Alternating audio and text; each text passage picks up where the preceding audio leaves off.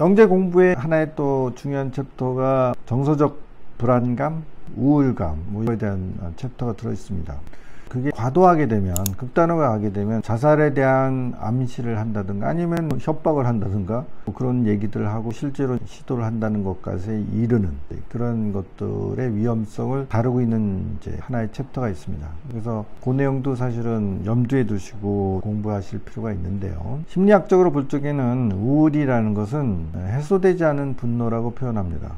그러니까 뭔가 부당하거나 억울하거나 상당한 불만이 있는데 이게 장시간에 거쳐서 해소가 되지 않으면 뭐 적절한 시기에 그런 것들이 해소될 수 있는 어떤 기회가 있고 그런 것들로 해서 마음의 억눌림이 해소될 수 있는 상황이 되면 아이들이 성장하면서 그런 것들 다 극복할 수 있는데 사실은 어른도 똑같습니다. 지속적인 그 억울함, 억압에 시달리게 되면 그게 해소가 되지 않으면 그게 우울이 된다는 것이죠. 그러면 이제 아이들이 우울증에 빠지고 무기력감을 느끼게 되고 또 그만큼 마음이 병이 들고 제대로 성장하지 못하게 하는 굉장히 중요한 성장 장애 요인으로 작용할 수 있습니다. 그런 이제 조짐을 발견할 필요도 있고요. 그런 조짐을 발견하게 되면 사실은 적극적으로 대처할 필요도 있습니다. 그 대처하는 방법이 이게 사실 쉽지가 않고 이 아이들이 그런 성이 과도하다고 제가 여러 차례 얘기했기 때문에 과도한 것을 부모 입장에서는 어떻게 다뤄야 될지 모르는 그런 상황이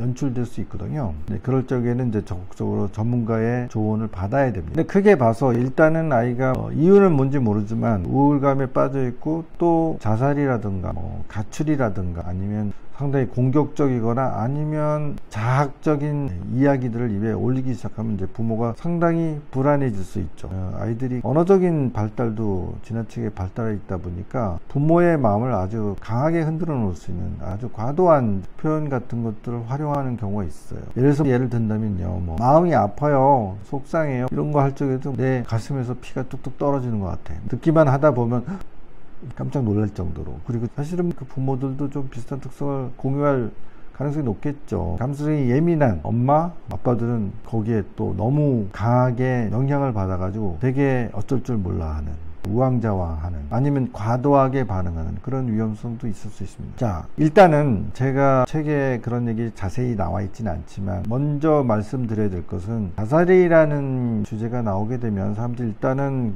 상당히 겁을 집어먹게 돼 있는데 이거를 생각하셔야 돼요. 모든 자살은 사실은 사고사다 그런 표현이 있습니다. 그것을 공감할 수 없다 이렇게 얘기하는 사람도 있을 수 있으나 사람이란 존재는 자기의 목숨을 끊을 정도로 그렇게 강한 의지력을 가지고 있지 못합니다. 그런 강한 의지력을 갖고 있는 사람은요, 자살 기도도 하지 않아요. 어떻게든지 살아나려고 하고 위기를 극복하려는 강한 정신력을 가진 사람이 아니면 사실은 자기가 삶에 갖고 있는 집착을 끊어내는 것들이 쉽지 않습니다.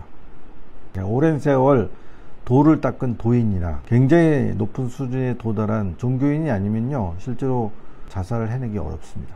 그래서 대부분의 자살자들은요, 극도로 자아가 약화되어 있고 자신감도 잃고 그리고 다른 사람하고의 감정적인 혹은 정서적인 사회적인 교류를 할 수 없는 지극히 에너지가 소실되고 상실되고 떨어진 상태에서 자살에 대한 생각을 하고 그런 생각에 스스로 괴로워하고 그 상태에서 누군가 나를 이 끝없는 감옥 같은 혹은 나락 같은 곳에서 나를 구해달라고 구조 신호를 발신하게 돼 있습니다.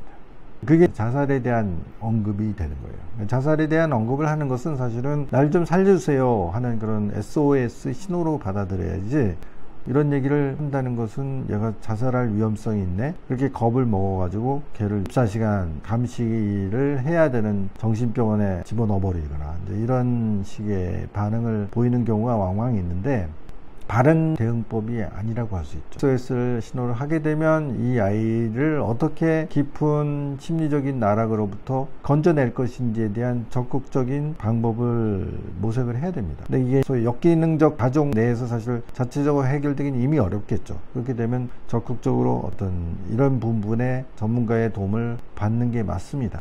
그런 도움을 요청하는, 전문적인 도움을 요청하는 것을 주저하지 말아야 됩니다. 그래서 결국은 아무런 도움을 받지 못하게 되면 이 사람들 실제로 자살 기도 같은 걸 하죠.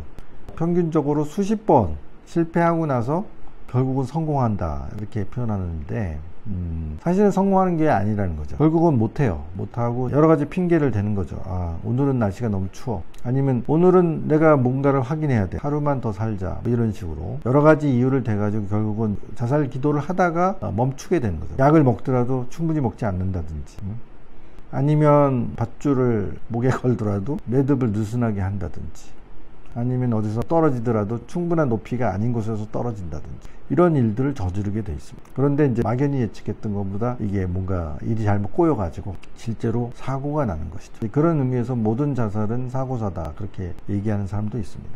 자, 그렇기 때문에 아이가 자살 기도를 수십 번 해야 사실은 실제로 자살을 하는 거고요. 자살을 시도하기 전에 자살에 대한 언급을 수백 번 할 수도 있습니다. 그렇기 때문에 우리가 충분히 그 이해가 그런 도움을 필요로 하는 상황들에 대해서 전제가 될 수 있는 신호들은 우리가 충분히 시간을 가지고 사실은 감지할 수 있습니다. 근데 그런 이제 신호를 발생했을 때 과연 어떻게 해야 될 것인지에 대해서는 말하자면 쉬운 일은 아니지만, 그렇다고 방법이 없거나 영영 불가능한 것은 아니죠. 그래서 결국은 아이가 우울감을 일시적으로 느낄 수 있으나 그런 것을 극복하고, 그리고 어떤 밝은 정서적 상태가 될 수 있도록 우리가 적극적으로 도와야 되는데, 사실은 아이가 어릴수록 쉬운데 아이가 좀 더 성장하고 청소년기가 되고 성인이 됐는데도 여전히 이제 그런 무드에서 헤어나지 못한다면 그 치유는 더 힘들고 더 많은 시간을 필요로 하고 영영 그런 것에서 헤어나지 못할 수도 있겠죠. 근데 어린아이들은 사실은 몇 가지 우리가 노력을 하게 되면요, 아이를 금방 밝은 정서로 회복시킬 수 있고요, 또 그런 것들이 유지되게 할 수 있고요, 또 그런 것들이 하나의 그 아이의 정서로서 자리를 잡도록 도와줄 수 있습니다. 그래서 부모님들이 이 아이가 너무 산만하고 너무 장난이 심하고 너무 뭐 말썽을 부리고 이런 것들을 막 힘들어 하시는 부모들한테 제가 하는 말이 있어요. 차라리 그게 낫습니다. 아이가 어느 시기부터는 웃지도 않고 까불지도 않고 사고도 안 치면 오히려 그런 아이를 회복시켜서 밝은 정서적 상태로 되돌리기 훨씬 더 힘들 수 있거든요. 그런 걸 생각한다면 다소 아이가 사고를 쳐서 금전적인, 그리고 내가 여러 사람 앞서 망신을 당했어요, 아이를 어떻게 키우게 그 모양이냐, 이런 뭐 핀잔을 듣는다든지 사람들의 시선을 느끼면서 화끈거리는 상황이 된다 하더라도 사실 그거는 별거 아니다. 아이가 정말 어두워지고 더 이상 장난도 안 치고 그리고 굉장한 우울 모드에 빠져 있고 다른 사람과 교류도 안 하려고 하고 이런 어려움에 빠지기 시작한다면 이게 훨씬 더 상처가 깊고 회복하기가 어렵고 힘든 일일 것이다. 그런 것을 생각해 보시라는 말씀을 드리고 싶습니다. 그래서 아이들이 진짜 어린 시절부터 좀 더 밝게 자랄 수 있고 좋은 친구들을 만나서 또 좋은 멘토들을 만나서 즐거운 시간과 즐거운 경험들을 쌓아가지고 아이한테 아주 밝고 건강한 요소들이 차곡차곡 정서에 뿌리 내도록 커뮤니티 전체가 서로 도우면서 노력을 해야 됩니다.